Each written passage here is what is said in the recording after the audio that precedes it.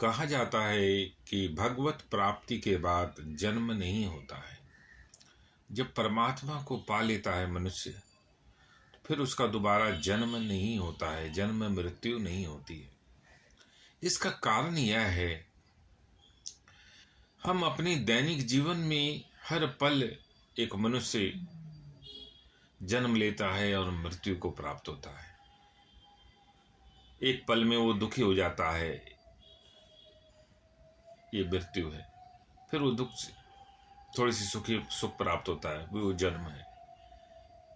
एक एक पल में वो दुख और सुख के बीच झूलता रहता है मनुष्य, यही जन्म और मृत्यु है।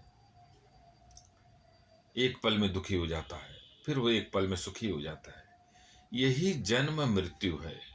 जन्म मृत्यु और कोई बाहर की चीज नहीं है, यही जन्म मृत्यु है। एक पल में दुखी होना, सुखी होना, फिर हंसना, फिर रोना, फिर आनंद में हो जाना, फिर दुखी में हो जाना, यही जन्म और मृत्यु है।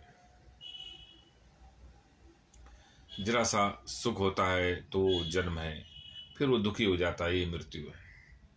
लेकिन जब परमात्मा मिल जाता है, जब आत्मज्ञान मिल जाता है,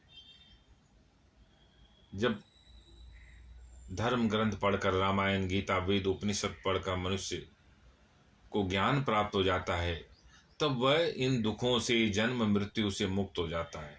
फिर वो पल पल में दुखी और सुखी नहीं होता है, वो शांत हो जाता है, वो अपने चित्त में स्थिर हो जाता है। इसी को जन्म मृत्यु से मुक्ति कहते हैं।